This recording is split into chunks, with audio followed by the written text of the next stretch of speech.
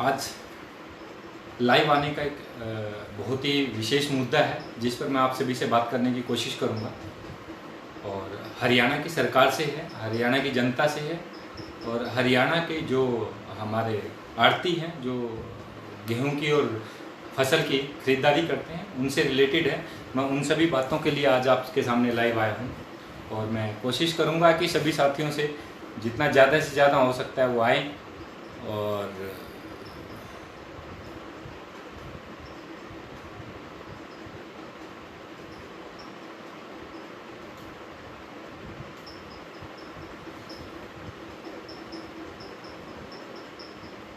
आशीष श्रीवास्तव जी, जय हिंद, जय भारत सर। साथियों,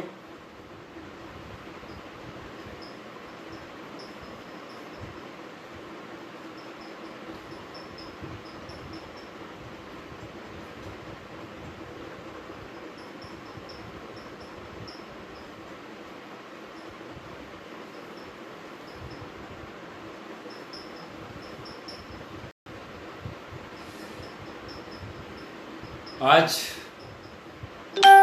हमारे देश में एक नारा चलता था, जय जवान जय किसान।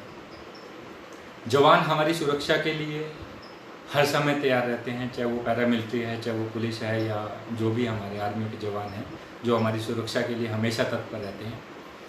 और जवान के साथ साथ में जय किसान भी बोला गया था, जय जवान जय किसान। आज किसान को अपनी फसल, आज किसान का जो योगदान, किसान का जो महत्वपूर्ण कार्य, किसान करके जो जनता के लिए या सरकार के लिए या देश के लिए जो अपना योगदान देता है वो सर्वोपरि है।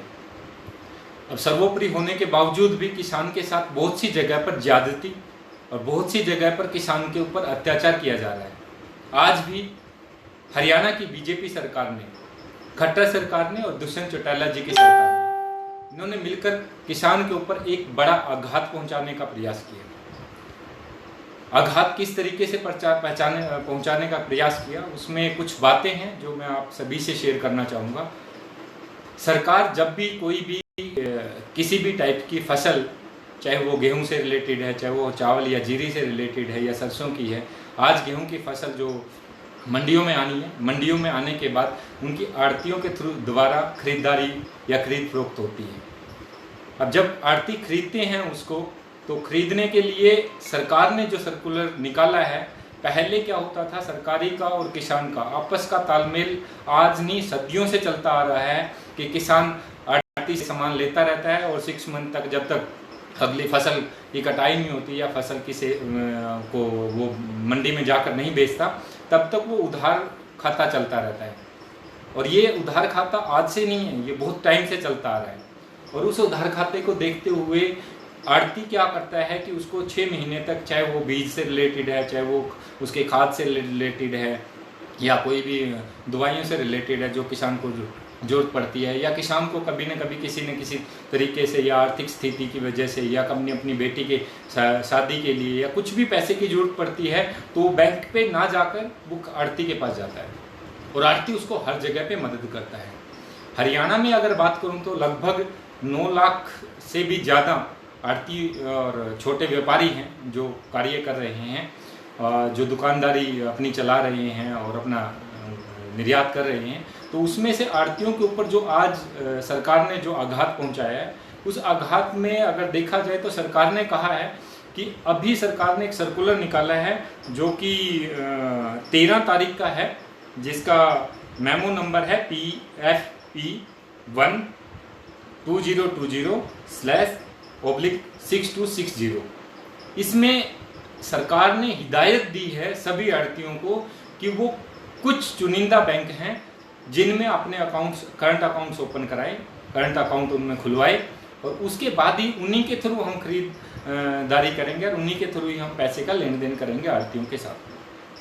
अब आड़तियों का क्या है कि आड़ती आज से नहीं है, वो शुरू से ही चलते आ रहे हैं। उनकी कहीं ना कहीं आड़ती की जो लिमिट होती है, आड़ती का जो व्यवहार होता है और बैंक के साथ जो लेन देन की प्रक्रिया सदियों से चली आ रही है, तो कहीं ना कहीं बैंक उनको एक क्रेडिट फैसिलिटी देता है जिसे हम बाहर की भाषा में देखें तो सीसी है, और एक क्रेडिट लिमिट होती है जिसका वो इस्तेमाल करते रहते हैं। जैसी फसल आती है वो उस बैंक की क्रेडिट लिमिट को चुकता करते हैं और अगली क्रेडिट लिमिट को फिर उसको इस्तेमाल अगली फसल के लिए करना स्टार्ट कर देते हैं, जिसमें वो किसानों की हेल्प करते हैं। किसान को बीज चाहिए, किसान को खाद चाहिए, किसान को दवाई चाहिए, या किसान के साथ कोई भी आपातकालीन स्थिति हो जाती है तो उसके लिए चाहिए, या किसी भी बेटा या बेटी की शादी करनी है और लोकल भाषा में करूं तो भात बढ़ना है, कुछ भी किसान को अगर जरूरत पड़ती है तो वो आड़ती के पास जाने का प्रयास करता है। और राज्य सरकार ने कुछ चुनिंदा बैंकों के नाम लिए हैं, और उन बैंकों में से कुछ टाइम पहले अगर बात करें तो ज़्यादा दिन नहीं हुए हैं, अभी की बात है, ये इसी सरकार के टाइम की बात है, बीजेपी सरकार में ही अभी भी कुछ टाइम नहीं हुआ है, 6 महीने भी नहीं हुए हैं। यस बैंक के बाहर लोगों ने लाइन लगाई थी। यस बैंक एक जो कि प्राइवेट बैंक है, और उसके बाहर लाइन क्यों लगाई गई थी, उस पर इंस्ट्रक्शन लगा दी गई थी कि पैसा 50,000 से ज़्यादा नहीं निकाल सकते, या उसको दिवालिया घोषित करने तक की प्लानिंग हो चुकी थी कि क्या है क्या नहीं है। वो एक्चुअल में किसान की वजह से या आम पब्लिक की वजह से नहीं होता, वो कुछ चुनिंदा जो बिजनेसमैन है वो उससे पैसा लेते हैं, और वो पैसा कहीं ना कहीं उन्हीं की जनता का पैसा होता है, जो गरीब जनता है, किसान है, उनका पैसा लेकर वो किसी न किसी एक पूंजीपति को दे देते हैं।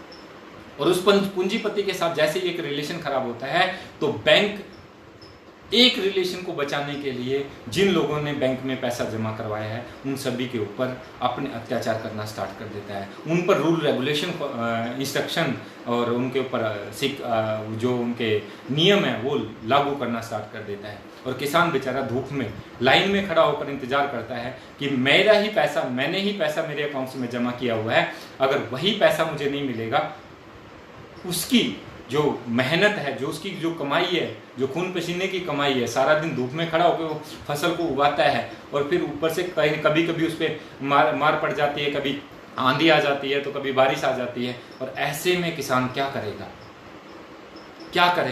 आज हमारे लिए किसान को बचाने की जो एक जद्दोजहद चल रही थी किसान के ऊपर, एक अन्नदाता के ऊपर आज अत्याचार हुआ, तो हमें सोचा कि हम क्यों ना आके इस जो सरकार के द्वारा किसान के ऊपर एक आघात पहुंचाने का प्रयास किया जा रहा है, उसको हम लोग क्यों न उसके बारे में आवाज़ उठाएं और किसान के साथ में किसान के हितैषी बनने का प्रयास करें। किसान अन्नदाता है, किसान फसल उगाता है, 6 महीने तक उस पर तपस्या करता है, और तपस्या करने के बावजूद किसान उसी फसल को मंडी में जाके बेचने का प्रयास करता है। मैं आज आप सभी से बताना चाहूँगा, सरकार ने जिन बैंकों का जिक्र किया है उनमें से पहला बैंक है HDFC बैंक है, दूसरा कोटक महिंद्रा बैंक है, तीसरा इंडसलैंड बैंक है, चौथा बैंक देखें तो ICICI बैंक है, और पांचवा आप जिसका जिक्र कर रहा था मैं वो यस बैंक है, और छठा IDBI बैंक है, और सातवां जो बैंक है वो स्टैंडर्ड चार्टर्ड बैंक है। दोस्तों, अब बात आती है जब प्रधानमंत्री जी ने प्रधानमंत्री जनधन खाते का आयोजन किया खोलने के लिए, तब सरकारी बैंकों के सामने लाइन लगाई गई। किसी प्राइवेट बैंक ने इन खातों को नहीं खोला। सरकारी बैंकों के सामने, चाहे वो SBI है, चाहे वो पंजाब नेशनल बैंक है, ओरिएंटल बैंक है, जितने भी सरकारी नेशनलाइज राष्ट्रीय स्तर के या ग्रामीण बैंक है, उनके बाहर रोड पे लाइन लगाई गई कि आप जनधन खाता खुलवाओ। जब कोई 500 रुपये, 1000 रुपये उन गरीबों को देना होता है तो सरकारी बैंक का इस्तेमाल किया जाता है। जब कहीं पे लाखों में ट्रांजैक्शन होनी होती है या बड़ी ट्रांजैक्शन आनी होती है तो इन प्राइवेट बैंकों का रुख किया जाता है। तो ये प्राइवेट बैंकों में जाने का रीजन क्या है? और अभी सरकार ने क्या किया, क्योंकि बहुत से बैंक तो ऐसे हैं, जैसे स्टैंडर्ड चार्टर्ड की बात करूं, इंडसलैंड की बात करूं, यस बैंक की बात करूं, बहुत से एरिया में तो आज तक वो बैंक खुले भी नहीं है, और सरकार ने हिदायत दे दिया कि इन्हीं बैंकों के साथ आप अकाउंट्स खोलेंगे, और वो भी करंट अकाउंट्स, जिसमें सभी में हर एक में मिनिमम बैलेंस रखने की, किसी में 10,000 है तो किसी में 25,000 है तो किसी में 50,000 है, किसी में 1 लाख रुपए है। हिदायत दी सरकार ने। एक बार भी ये नहीं सोचा कि जहाँ पे भी मुसीबत आती है वहाँ पे सरकारी नेशनल राष्ट्रीय स्तर के बैंक हमेशा सामने आते हैं। तो लेकिन आज इन्होंने सब कुछ प्राइवेट को दे दिया। कहीं इसमें सरकार की कोई ना कोई मंशा तो नहीं है। जब यस बैंक को कहीं ना कहीं प्रॉब्लम दिखी और कहीं ना कहीं इनके पूंजीपतियों का खुलासा होता दिखाई दिया, तो सरकार ने हिदायत दी, सरकारी बैंक एसबीआई ने यस बैंक को मदद की। सरकारी बैंक एसबीआई ने प्राइवेट बैंक यस बैंक को मदद की। अगर सरकारी बैंक के पास पैसा नहीं होता, क्या वो मदद के लिए आगे आ सकता था? आज ये इंस्ट्रक्शन क्यों कि उन सबको अलग दरकिनार कर दिया जो बैंक हमेशा मदद के लिए थे, हमेशा गरीब आदमी की सुनने के लिए थे, हमेशा गरीब आदमी के बारे में सोचने के लिए, गरीब आदमी को हर तरीके से फैसिलिटी, हर तरीके से सुविधा देने के लिए तैयार थे। लेकिन आज इन प्राइवेट बैंकों को चुनने का जो कारण है, अब फिर कोई ना कोई पूंजीपति आएगा और इनसे पैसा लेकर फिर वही, चाहे वो विजय माल्या हो या नीरव मोदी हो या ऐसा ही कोई एक नया चेहरा फिर सामने आएगा और फिर वो हमारी जनता का पैसा, हमारे गरीब लोगों का, किसानों का, मजदूरों का पैसा लेकर फिर वो कहीं ना कहीं जाने का प्लान करेगा। और सरकार की मंशा साफ दिखाई देती है। सरकार ने पहले दिन से ही एक बात बोली थी, जब से ही कोरोना का जिक्र हुआ, कोरोना बीमारी जो वैश्विक महामारी है उस पर जैसे ही जिक्र हुआ, सरकार ने बोला कि हम इतने सक्षम नहीं हैं कि इस बीमारी से लड़ पाएं। उसके लिए आप सभी को आगे आना पड़ेगा। उसके लिए सरकारी ऑफिसरों को, सरकारी जितने भी एम्प्लॉयज हैं उनको आगे आना पड़ेगा, अपनी तनख्वाह में से कुछ हिस्सा सरकार को देना पड़ेगा। जितने भी एम्प्लॉयज थे सबको ये इंस्ट्रक्शन दी गई थी कि जो भी है कुछ ना कुछ हिस्सा दिया जाए। क्या प्राइवेट बैंक या प्राइवेट बैंक के एम्प्लॉयज या प्राइवेट बैंक के कोई ना कोई किसी ओनर ने पीएम केयर को फंड दिया? नहीं दिया। आज भी जो खट्टर सरकार ने या खट्टर जी ने जो बोला है, हमारे मुख्यमंत्री जी ने, हरियाणा के मुख्यमंत्री जी ने बोला है कि हम इतने सक्षम नहीं हैं कि हम कोरोना से लड़ पाएं, हमें इसके लिए अगर लोन भी लेना पड़ेगा तो भी हम लोन लेकर भी इस बीमारी से लड़ने का प्रयास करेंगे। मैं सरकार से पूछना चाहता हूं कि लोन अब की बार कौन से बैंक से लेने जा रहे हैं? कौन से बैंक से लेना चाह रहे हैं? यस बैंक से, आईसीआई बैंक से, आईसीआईसीआई बैंक से या किसी न किसी एचडीएफसी बैंक से? फिर किसी न किसी बैंक का मुद्दा बना के फिर जनता को रोड पे, लाइन पे लगाने का प्रयास करेंगे आप लोग। यही काम है सरकार का। सरकार अब भी कोई ना कोई मंशा लेके बैठी है कि इनके सबके खाते खुलवाओ, इनको अब आड़तियों को लाइन में लगाओ, बैंक में खाते खुलवाएंगे। किसी के पास तो है ही नहीं बैंक आसपास में, क्योंकि मोस्टली देखा जाए तो सरकारी बैंक पीएनबी होगा, एसबीआई होगा, ये कहीं ना कहीं ओरिएंटल बैंक होगा या ग्रामीण बैंक आजकल सभी गांव में खुले हुए हैं, वो सभी जगह मिल जाएंगे। लेकिन अगर बात करें जितने भी ये प्राइवेट बैंक है, बहुत सी जगह ऐसी हैं जिसमें 10-10, 15-15 किलोमीटर जाके खाते खुलवाने पड़ेंगे। क्या सरकार इनको भी अलग से पास देगी? कोरोना के टाइम पे इनको पास देगी कि आप जाओ खाता खुलवाने जा रहे हो, अच्छा सरकार के लिए काम कर रहे हो तो जाओ, आपको खाता खोलने के लिए आपको पास दिया जाएगा? क्या हमारे प्रशासनिक अधिकारी इस पर नहीं ऑब्जेक्शन उठाएंगे? अगर उनको पास नहीं मिलेगा और उनके खाते अगर बैंक में नहीं खुलेंगे, और जब तक किसान की फसल मंडियों में जा चुकी है और जाने के बावजूद आप कह रहे हो 20 तारीख को परचेज करेंगे और 20 तारीख के बाद भी अगर खाते नहीं खुले, तो किसान क्या, मतलब 6 महीने की तपस्या जो दुनिया के लिए अन्न पैदा करता है, उसको पैदा करने के बावजूद भी वहाँ फसल लेके आता है मंडी में लेके आने के बावजूद भी उसे इंतजार करना पड़ेगा कि जब तक खाता नहीं खुलेगा तब तक इनकी फसल को नहीं खरीदा जाएगा। और कितने आड़ती ऐसे हैं जो वहाँ तक पहुँच पाएंगे? आड़ती के हालात देखो। आपने सर्टिफिकेट्स देने में जो उनको लाइसेंस इशू करते हैं उनके लिए कितना बड़ा इशू क्रिएट किया था। दवाई नहीं बेच सकते, उनके लिए आपने बीएससी और वो भी केमिस्ट्री से होना चाहिए, ये इंस्ट्रक्शन लगाई गई थी। पहले तो उन्होंने बेचारों ने वो जंग जीती है, आज फिर आपने ये बोल दिया कि दूसरे बैंकों में खाता खुलाओ, और बैंकों में खाता खुलाने के लिए 10-10 किलोमीटर तक उनको जाना पड़ेगा। और बहुत से आड़ती ऐसे हैं जिसको साइन करना नहीं आता, जिनको इंस्ट्रक्शन पढ़ना नहीं आता, उसमें क्या लिखा जाता है क्या नहीं है नहीं पता। क्या आप प्राइवेट बैंक की सिक्योरिटी लेते हैं? अगर प्राइवेट बैंक कल को भाग गया तो सभी का पैसा आप दोगे, या कोई भी चला जाता है तो सबका पैसा आप दोगे? आपको पता है कि यस बैंक को मदद करने के लिए एसबीआई ने अपनी दरें गिराई हैं। अपनी दरें जो सेविंग के ऊपर थी, जो आपकी फंडिंग के ऊपर थी, उनके ऊपर से दरें कम कर दी गई हैं। उसका रुझाना कौन देगा? एक आम पब्लिक थोड़ा जोड़ के, कब कोई अपनी बेटी की शादी के लिए जोड़ता है, कोई अपने बेटा या बेटी की शिक्षा के लिए जोड़ता है, और उसको पैसे का जोड़ जोड़ के 15-15 साल 20-20 साल में जाके उस पैसे को निकालने का प्रयास करता है। आज वही मार आपने किसान के ऊपर डाली है। किसान कहाँ जाएगा? किसान आत्महत्या नहीं करेगा तो क्या करेगा? आज आपने किसान के सामने भी, जो अन्नदाता ने आज सभी को घर घर बैठ के राशन पहुंचाने का प्रयास किया है, उस अन्नदाता से भी आप रिक्वेस्ट कर रहे हो कि हमें 1 क्विंटल के ऊपर 1 किलो दान में दे दो। कुछ तो शर्म करो। क्या यही किसान के लिए हम लोग कर पा रहे हैं? क्या उस अन्नदाता के लिए हम यही कर पा रहे हैं? हमें किसान के बारे में सोचने का अधिकार नहीं है? हम किसान को कोई भी फैसिलिटी घर बैठे नहीं दे सकते? हम किसान के बारे में नहीं कुछ कर सकते? तो कम से कम उसके ऊपर ऐसे अत्याचार तो मत करो कि उसको कल को उसके आढ़ती के पास पैसा ना हो और किसान के पास पैसा ना पहुंचे। पता नहीं कितने बेटियों की शादियां रुक जाएंगी और पता नहीं कितने लोगों के घर के चूल्हे बंद हो जाएंगे। ये सरकार को सोचना चाहिए।